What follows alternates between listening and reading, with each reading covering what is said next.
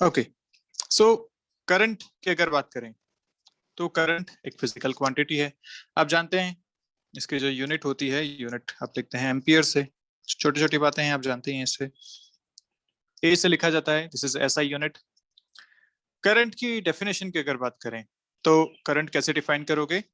The rate of flow of charge, rate of flow of charge is called current, rate of flow of charge. और अगर ऐसा है तो हम कहें कि अगर एवरेज करंट आपसे पूछा गया है तो आप बोल सकते हैं कि कितनी देर में कितना चार्ज फ्लो हो रहा है, वो एवरेज कहलाएगा। अगर आपसे इंस्टेंटेनियस करंट पूछा गया तो आप dq बाई dt कर लीजिए। dq by dt will give you instantaneous current. जैसा कि आप वेलोसिटी के साथ करते थे, average velocity is total displacement by total time. Instantaneous velocity displacement का डिफरेंशिएशन, बिल्कुल वैसा ही है यहाँ पे। करंट एवरेज अगर निकालना है तो delta Q by delta T, और अगर ऐसे निकालना है तो ये किया जा सकता है, this is the rate of flow of charge. बहुत बेसिक बेसिक बातें अभी अपन शुरू कर रहे हैं एकदम यहाँ से। कूलॉम पर सेकंड, इसी को आपने बोला ampere. Charge coulomb, time second, coulomb per second is nothing but ampere. यही बात यहाँ पे हुई यहाँ पे। ओके, अब जो बात आती है कि ये जो करंट है ये कैसी क्वांटिटी है, ये स्केलर है या वेक्टर है? ये कैसी क्वांटिटी है? इज दिस स्केलर और वेक्टर? तो थोड़ा समझते हैं भाई। करंट की अब अगर बात करें तो करंट एक पर्टिकुलर डायरेक्शन में फ्लो होता है। आप बोलेंगे this is higher potential, this is lower potential. एक वायर में करंट किसी एक डायरेक्शन में फ्लो हो रहा है, हायर पोटेंशियल से लोअर पोटेंशियल तक। ठीक है, मतलब डायरेक्शन यहाँ पे इंपॉर्टेंट है। ओके, अगर डायरेक्शन इंपॉर्टेंट है तो वेक्टर होना चाहिए था, लेकिन ये वेक्टर तो नहीं है। This is not a vector quantity. क्यों? क्योंकि it does not follow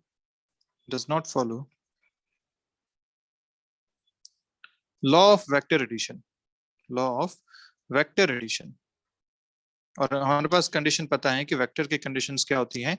vector की तीन कंडीशन थी, magnitude, direction and it should follow the law of vector additions. तो यहाँ पे मैग्नीट्यूड है, डायरेक्शन है, लेकिन ये चीज यहाँ पे नहीं है, वेक्टर एडिशन का रूल फॉलो नहीं करता है। With this current is not a vector quantity. क्या इसे स्केलर कह सकते हैं? हाँ, इसे स्केलर कह सकते हैं। इसका जो सही नाम आता है वो आता है tensor. This is a tensor quantity. तो हमें टेंसर में नहीं जाना है, हमारे लिए कोई काम का भी नहीं है टेंसर पूरे फिजिक्स के उसमें पूरे में। हमें बात करनी है सिर्फ टेंसर की यहाँ होता क्या है, इतनी सी बात कर लेते हैं।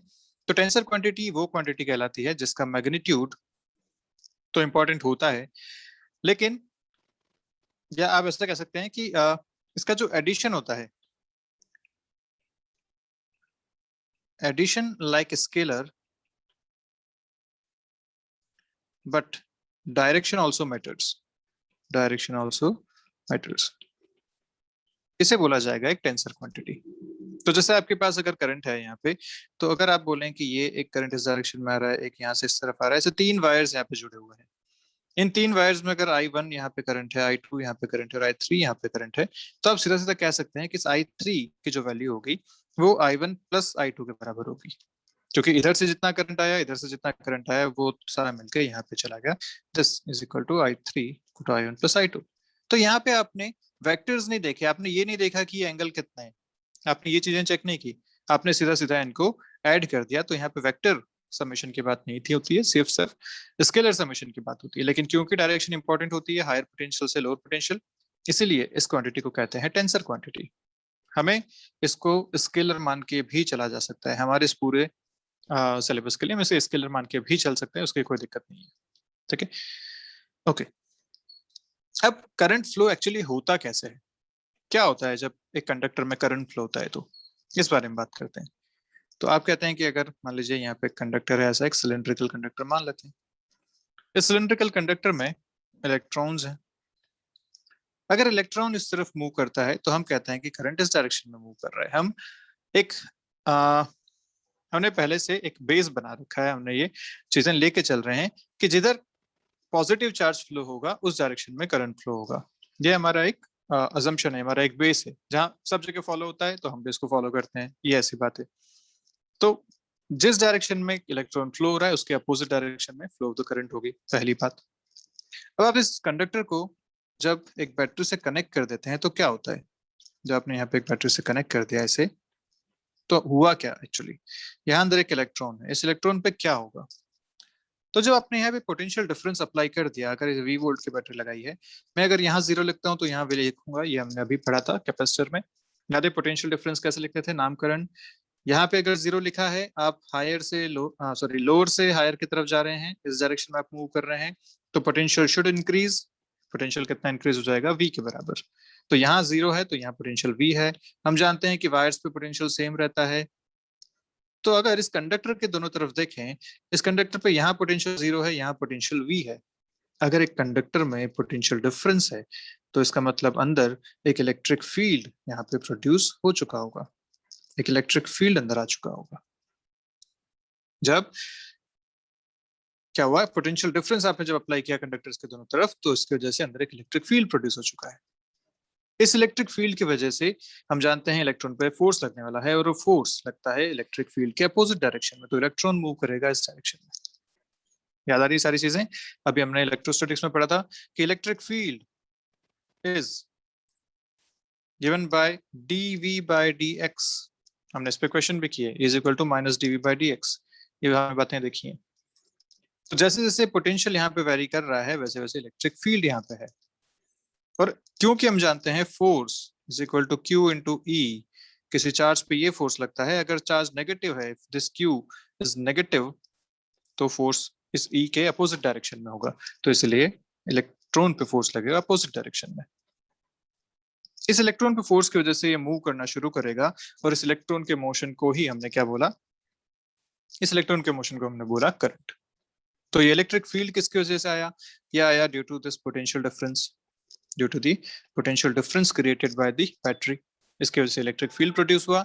इस इलेक्ट्रिक फील्ड की वजह से इलेक्ट्रॉन पे फोर्स लगा, इस इलेक्ट्रॉन पे फोर्स की वजह से वो मूव हुआ, और इसी को हमने बोला करंट फ्लो होना।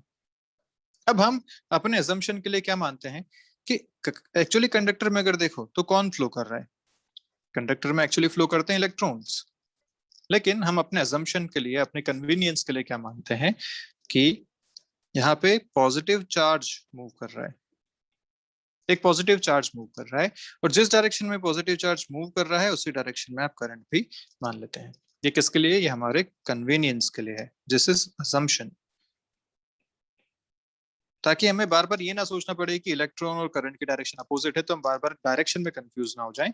इसलिए हम क्या मान लेते हैं कि कंडक्टर में एक पॉजिटिव चार्ज मूव कर रहा है, positive charge electron filled electric field की डायरेक्शन में मूव करता है, तो इसलिए हम यहाँ पे ऐसा बोल देते हैं कि यहाँ पे मान लीजिए अंदर एक पॉजिट्रॉन मान लेते हैं ई प्लस, वो जिधर फ्लो करेगा उसी डायरेक्शन में करंट भी फ्लो करेगा। ये हम यहाँ पे एक असम्पशन ले लेते हैं, just to tackle this direction problem, है ना, ताकि हमें फाइनली कोई दिक्कत ना हो। ओके तो यहाँ इलेक्ट्रिक फील्ड कितना प्रोड्यूस हुआ, यहाँ इलेक्ट्रिक फील्ड हो गया, पोटेंशियल डिफरेंस आपने लगाया v, लेंथ ऑफ कंडक्टर है l, तो this is the electric field जो है प्रोड्यूस हो गया, इसकी वजह से इस पे फोर्स लग गया। अच्छा, अगर कंडक्टर में सिर्फ इलेक्ट्रॉन्स होते हैं, तो अगर मैं बात करूं किसी इलेक्ट्रोलाइटिक सॉल्यूशन की, इलेक्ट्रोलाइटिक सॉल्यूशन की अगर बात की जाए, तो इसमें क्या क्या होते हैं, एक इलेक्ट्रोलाइटिक, जैसे NaCl ले लीजिए, NaCl का सॉल्यूशन आप लेते हैं, तो इस NaCl के सॉल्यूशन में Na प्लस भी है और Cl माइनस भी है। जब आप यहाँ पे पोटेंशियल डिफरेंस क्रिएट करेंगे, तो इस पोटेंशियल डिफरेंस की वजह से क्या होगा, यहाँ पे दोनों मूव करते हैं, यहाँ पे पॉजिटिव आयन भी मूव करेगा, नेगेटिव आयन भी मूव करेगा। अगर इलेक्ट्रिक फील्ड इस डायरेक्शन में है, तो ये Na प्लस इसी डायरेक्शन में मूव करेगा, जबकि Cl माइनस इस डायरेक्शन में मूव करेगा। और आपने देखा भी, आपने केमिस्ट्री में पढ़ा है, इलेक्ट्रोप्लेटिंग करते हैं, इलेक्ट्रोप्लेटिंग का ये कॉन्सेप्ट है कि उसमें अपोजिट आयंस जो है वो अपोजिट प्लेट की तरफ मूव करते हैं, फोर्स उन पे लगता है। तो अगर एक इलेक्ट्रोलाइटिक सॉल्यूशन की बात है, तो इसमें करंट कौन कौन फ्लो करवा रहा है, इसमें दोनों आयन, पॉजिटिव आयन भी और नेगेटिव आयन भी, ये दोनों ही आयन इसमें करंट फ्लो करवाते हैं। जबकि कंडक्टर की अगर बात करें, तो कंडक्टर में करंट फ्लो ना सिर्फ किसकी वजह से, सिर्फ और सिर्फ इलेक्ट्रॉन की वजह से है। एक कंडक्टर में जो करंट फ्लो होती है वो सिर्फ एक इलेक्ट्रॉन की वजह से होती है, जबकि इलेक्ट्रोलाइटिक सॉल्यूशन में करंट फ्लो होना इन दोनों पॉजिटिव और नेगेटिव दोनों आयंस की वजह से होता है।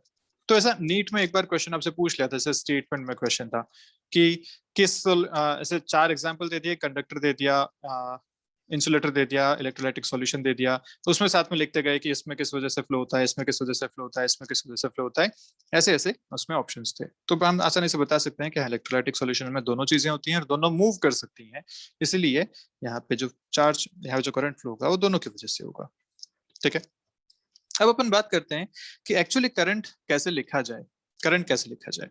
तो यहाँ पे एक छोटा सा कॉन्सेप्ट आता है कि अगर एक कंडक्टर अपने पास है, यहाँ पे इस कंडक्टर की लेट्स से लेंथ अपन ले लेते हैं यहाँ पे n, ये l जो है इसकी लेंथ है, इसका क्रॉस सेक्शन एरिया a है, this is the cross section area. इसको अपने एक बैटरी से कनेक्ट कर दिया यहाँ पे इस तरीके से, 20 वोल्ट की बैटरी लगा दी। और इस कंडक्टर में क्योंकि फ्री इलेक्ट्रॉन्स हैं बहुत सारे, तो मैं मानता हूं कि n is the number of free electrons per unit volume, per unit volume. एक वॉल्यूम आप अगर लेंगे, 1 मीटर क्यूब का लेट्स से वॉल्यूम लेते हैं, तो उस 1 मीटर क्यूब के वॉल्यूम में n इतने फ्री इलेक्ट्रॉन्स उसमें होंगे। फ्री इलेक्ट्रॉन्स मतलब वही तो फ्री इलेक्ट्रॉन्स हैं जो चार्ज यहाँ पे फ्लो, जो खुद फ्लो कर रहे हैं, जो करंट को फ्लो करवा रहे हैं। तो हम यहाँ लिखना चाहते हैं कि कितने इसमें करंट लिखा जाएगा, इसमें करंट कितना लिखा जाएगा।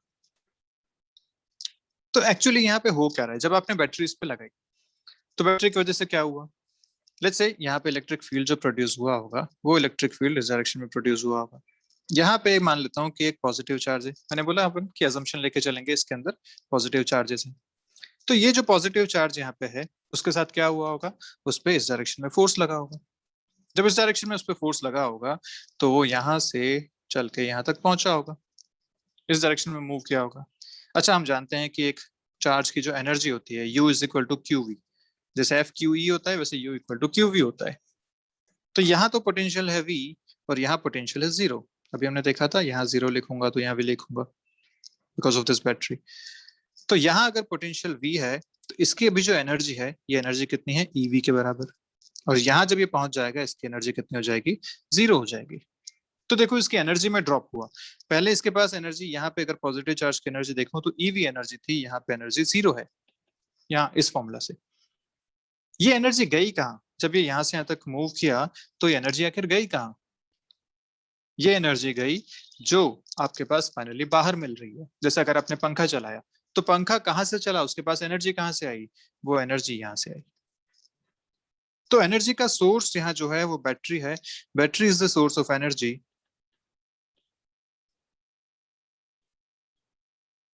Battery is the source of energy and electrons are the carrier of the energy.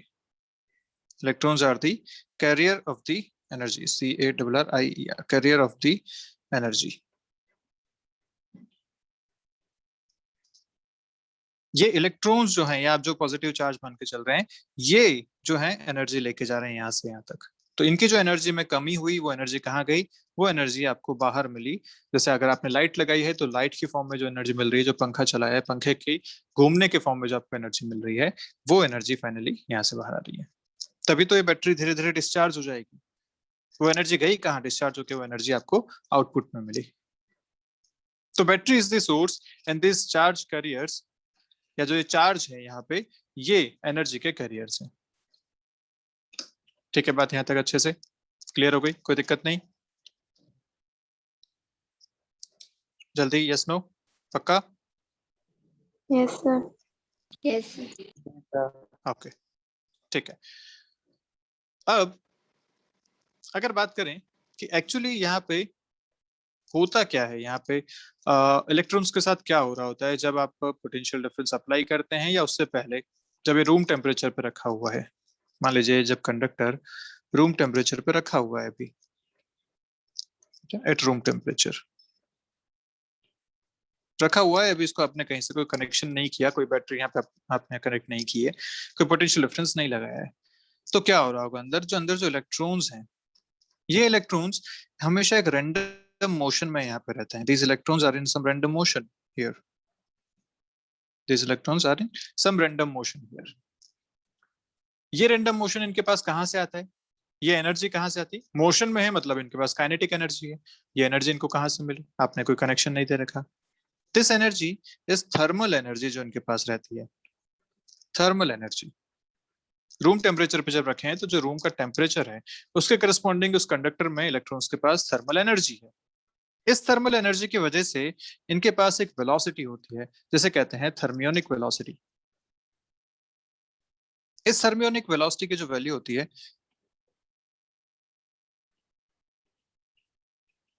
ये काफी ज्यादा होती है। This velocity is approximately 10⁻³ to 10⁻⁴ metre per second. इतनी ज्यादा वेलोसिटी इनके पास इस टाइम पे होती है। लेकिन काम क्या है? लेकिन यहाँ पे इस वेलोसिटी का काम क्या? कुछ भी नहीं। क्यों कुछ भी नहीं? क्योंकि ये रैंडम वेलोसिटी है।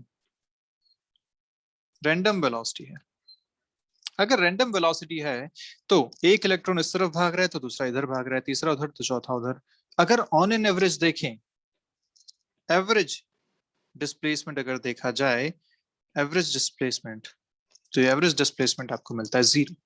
क्योंकि कोई इस तरफ भाग रहा है, फिर इधर आ गया, फिर यहाँ आ गया, फिर यहाँ आ गया, फिर यहाँ आ गया। अगर आप एवरेज डिस्प्लेसमेंट यहाँ पे देखेंगे तो एवरेज डिस्प्लेसमेंट आपको मिलेगा 0। तो जब एवरेज डिस्प्लेसमेंट 0 है तो हम ऐसा नहीं कह सकते कि इस कंडक्टर में कोई नेट चार्ज ऑफ फ्लो है। कोई नेट फ्लो ऑफ चार्ज यहाँ पे नहीं है इस केस में। जब नेट फ्लो ऑफ चार्ज नहीं है तो करंट इस केस में कितना बोला जाएगा? 0। इसलिए जब कंडक्टर रखा होता है तो उसमें इलेक्ट्रॉन मोशन में तो है लेकिन वहां पे करंट नहीं है। करंट क्यों नहीं है? क्यों?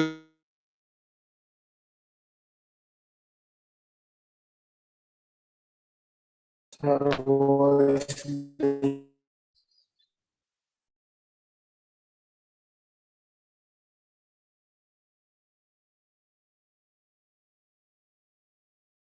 सर ऑडियो नहीं आ रहा है।